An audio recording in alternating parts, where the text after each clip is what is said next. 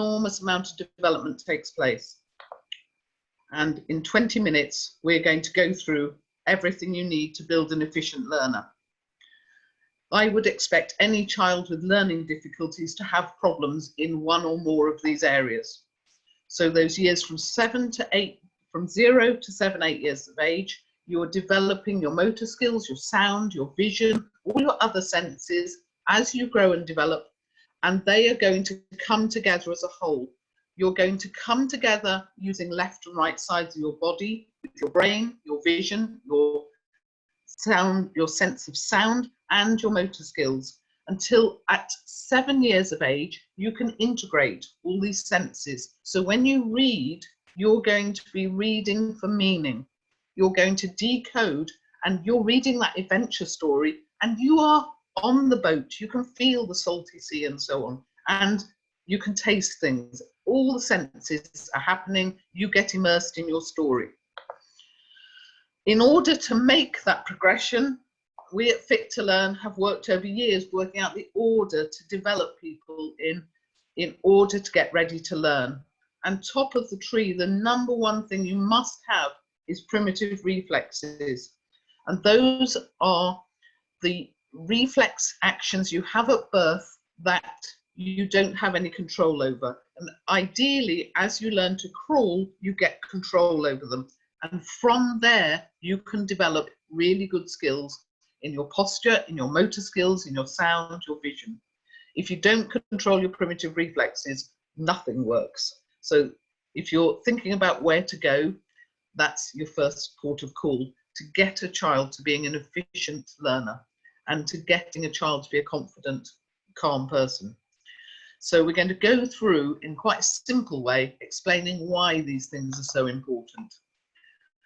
So first thing I want you to think about is your body. Just think you've got a left and a right body. When the child crawls, they are starting to learn to use their left and their right sides. And all of that, getting off their back, onto crawling, getting out of crawling, up to walking, it is 7 years of working with left and right. And most importantly, you've got to be able eventually to be able to go over from left to right, right to left. They shouldn't have to get to the middle and change hands. So if you have a good sense of your motor skills, you're going to have a better sense of space. You'll know where you are in space. If you have good motor skills and you've suppressed your moro reflex, the reflex that triggers anxiety, you won't be so anxious. You'll be quite a confident person. If you've got good primitive, good reflexes and you've got rid of them, you've got good posture. So your sound and vision can work. And ultimately, you can control fine motor skills. You cannot properly control fine motor skills until your gross motor skills are controlled. And that's not till 7. So it's really important that we spend time supporting the development of each aspect of motor skills, because if you don't, it blocks higher level learning. So you literally cognitively can't do things. This is an image of one of my clients doing a jigsaw puzzle. Left hand works on left side, right hand works on right side. And when we get to this point, we sit and stare. They have no idea how those two pieces of jigsaw, left and right, come together. I have sat here sometimes 20 minutes and seen people have no idea. And you see learners adjust. So that they start working with one eye or they work with the other eye. And what they're doing is they're avoiding using both sides of their body. If you can't use both sides of your body, your vision also won't come in and won't be able to connect left and right. So motor skills are the foundation for vision. I can't say that often enough. But once you get that working, it's really exciting. And hopefully I have time to show you a little boy who went from very separate motor skills and vision to having it all integrated. So you want to move on from that. One of the other problems that happens, and you can see this a lot with adults, is they clamp their jaw. If they've got to go over their midline, they get an overflow where they either stick out their tongue or they clamp their jaw. That damages all the nerves around the side of the head and it damages your sound processing. It can cause tinnitus and migraines, and I think it's the root cause of a lot of the TMJ problem you see with Tourette's. So you don't want to have any stress around this area. You want it very relaxed. I spend a lot of time teaching adults to get out of it. Also, very good research showing from the 1940s, very big sample sizes, good posture promotes good vision. And Harmon is fantastic work on that. So you cannot get good sound and vision working if your motor skills don't work. And there are clear steps to get through that. And it's all established research. We ought to be supporting our children's development.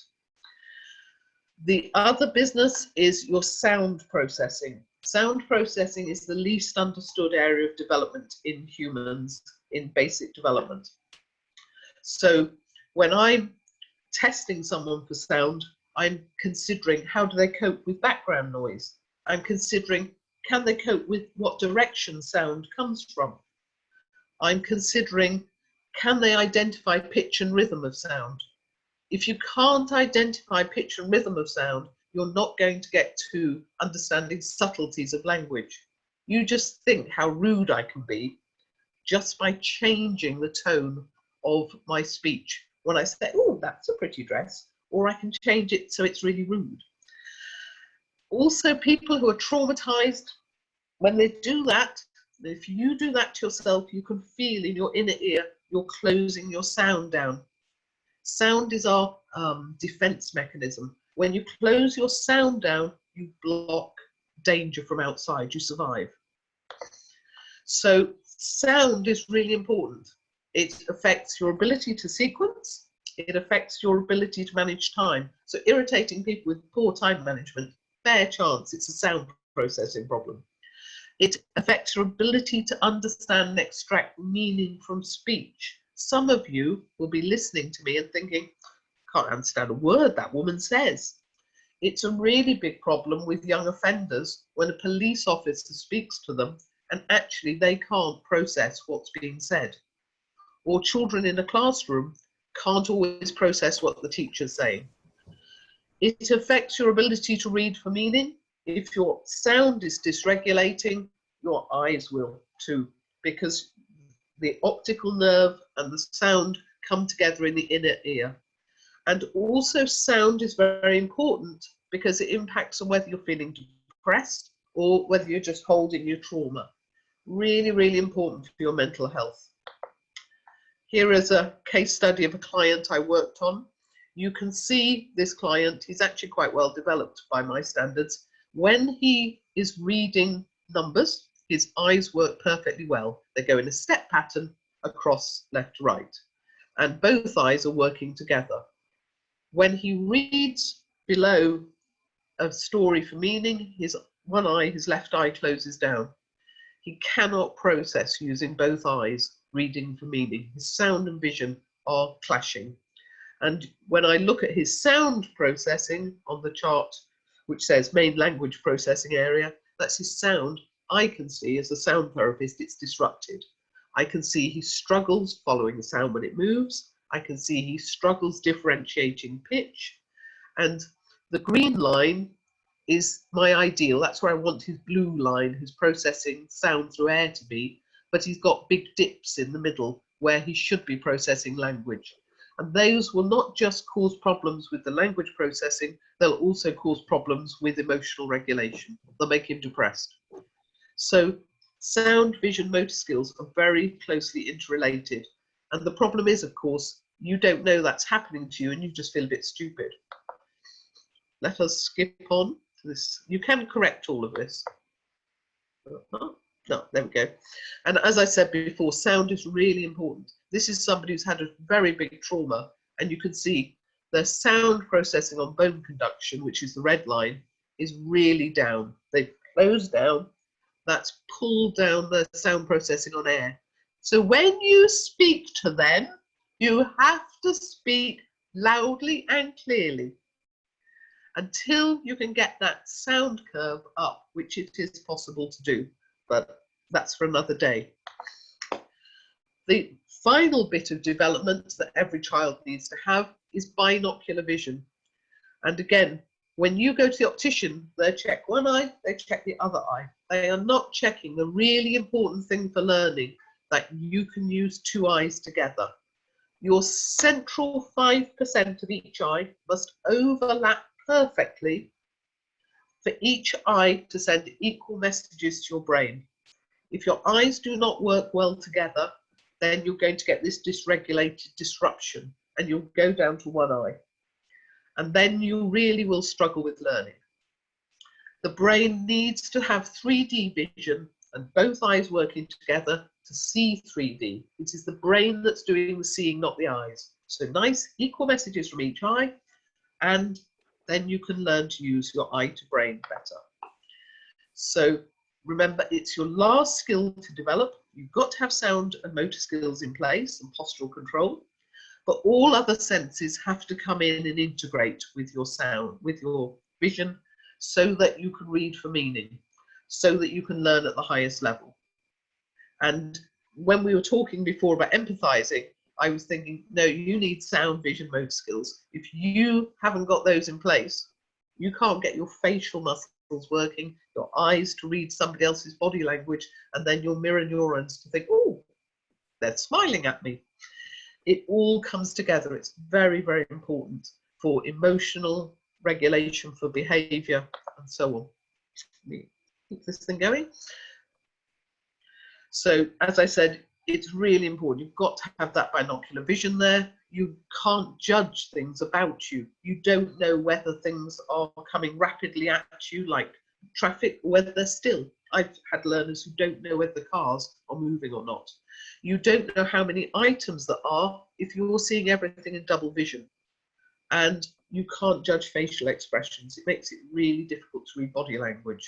Sometimes it can take me a couple of years to get somebody's facial expressions working again so they can read someone's body language and have much more appropriate behavior. So this is a screenshot of somebody who's got pretty chaotic vision, but this is quite typical of children with special needs. And going through life with eyes moving like that is exhausting. You really affects your self-esteem. You don't feel very clever. People say, well, you've got the wrong mindset if you only worked harder. And you just think you're a bit naughty because this chaos is going on and it's really disrupting you. So if I had somebody come to me with mental health problems, I will check through motor skills, sound, vision, get that lot sorted to see if there's a problem left. When people don't see and use their visual system, what I see when I'm testing them is they use it in touch and they talk to themselves a lot. So this person is touching and fingering all the time to work out where things are in space. They don't really know, so it keeps them very insecure. And they're having to talk to themselves all the time because nothing is going from eye to brain.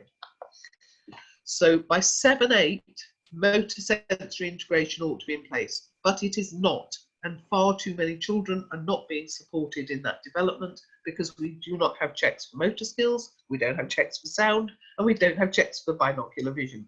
So I'm giving you some splendid free notes with this talk, which you can download from PAGS, which take you through what to do to test. Once it's working, you then need to do 1,000,001 puzzles, making sure they're using both arms, going across their midline, and seeing and playing with pattern. Copying, repeating, memorizing, and so on, to build bandwidth, to get better and better at seeing patterns and memorizing them. Those are your basics for the years, and you can see 7 years is when a human comes together, and us starting education at 4 is damaging children because we're making them use senses they're not skilled at. Right, this is my last giveaway, which we have a handout which will give you far more. You can, in 15 minutes in a school, check every child. You can check whether they can move their head separately to their arms and their body. If they can't do that, their eyes jump at midline, their sense of spatial awareness isn't good. You can check whether they can do things like angels in the snow, and then get opposite arm and leg, left arm, right leg, to go out separately without any involuntary reflex of the other limbs. If you get an involuntary reflex of a limb, they've got a retained motor reflex. You can get them to do jumping jacks, and that will tell you if top and bottom of the body work together. A really important one for ADHD children is spinal gland. The base of your spine is where you have the reflex to, when you're a baby, to urinate and defecate. If your mother pats the back of your spine, you will go to, wee. You don't want to retain that because it affects control of your spine, but it also means every time your back touches the chair or anything, you want to wriggle. So testing for that is really important, and you simply run a thumb down the back of the spine. Tell me if I'm running out of time. And a double check I do on every child who's 7 years and older, I just ask them to skip with opposite arm and leg, not with a rope, to skip forwards and backwards. We screened 400 children last year, 90% could not do it properly. So that certainly in Britain, there is a huge problem of physical development. Check that children can stand on one leg for 30 seconds. That's telling you about their balance, which is inner ear, and it's also telling you about their core strength. I personally would have every child doing basic core strength exercises every day in school throughout their whole school life, because too many of our children are all over the place. For sound, check they can keep a rhythm. 54 beats a minute. If you can hold it, it's the rhythm where you can maintain one skill and build another. Also get them to do a few simple things, like ask them to put the pen on the chair, the book under the table, and the dog behind the counter. Something completely not connected, but if they're struggling at 3 or 4 items, there's a fair chance that they're struggling to follow instructions, and there's a sound processing problem. But remember, 80% of children get inner ear infection before 5. So an ear infection, a problem with sound processing is very common. And it's worth doing sound therapy to shift it. It's also how I make money. And the other business is have a really good look at their eyes. You want to take a technically expensive piece of equipment called a pencil and get them to stare at it and bring it towards their nose. You want to see their eyes converge and diverge. And you want to know if the eyes go into double vision. If the eyes are going into double vision, the muscles around the eyes are simply not strong enough. And that, I would say, is pretty typical of all the children at the moment, because they're on screens too much. They're not out as hunter-gatherers. If you're in the third world, you're not going to have such a problem because you've got more things to look around at. Whereas children in cramped space develop very poor vision. And also look at how well your child crosses the midline with their eyes. Do something like an infinity symbol crossing at the middle point. You're looking at their eyes to see, do they jump when the eyes cross the midline? Because if they do, you need to do some remedial action to get those eyes moving and tracking smoothly, because otherwise every time the child reads a book, they're going to be jumping. And you want to do a test using a plain piece of paper. Ask the child, can you draw a line across the page? And you're expecting them to draw a line across the page. If they lean to do it one way or the other, they're not crossing their midline. If they draw a line from top to bottom, you know you've got big problems. And you can repeat it with a ruler, and that just adds to the complexity. And you can capture that strange leaning or whatever they do. Then there's a very good set of shapes that you can ask a child to copy for you. If a child can copy all of these shapes accurately and really precisely, they've got the development of a 7-year-old. If it's a mess, or they're going in and out from the middle, or they're not joining lines, you've got problems with their left and right coming together. And the ones I would really tell you to have a good look for are the Union Jack. That one I often see. Child draws a big dot in the middle and goes in and out from the middle. That's telling me their left and right doesn't work. The diamond, this is all in your pack. The diamond can sometimes come out as a star. The child's perception of left and right is so out of kilter that they see it as a star. And of course, you can then retest in 6 months' time when you've done all the exercises and see what their perception looks like. It's very useful, it's very quick. And in 15 minutes, you can have an idea of what stage and state development the child in front of you is. And to be honest, given my experience, I think everybody should be doing this with their 6, 7, 8-year-olds. Yes, these are my contact details. You can buy a book off me for a mere £15. I have a TED talk, and I can sell you all sorts of useful sound therapy equipment. But I give a huge amount of information out for free because we want the nation to start getting fit.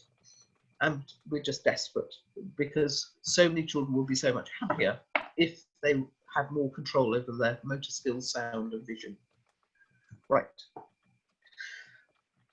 That's me exhausted. Do we have any questions?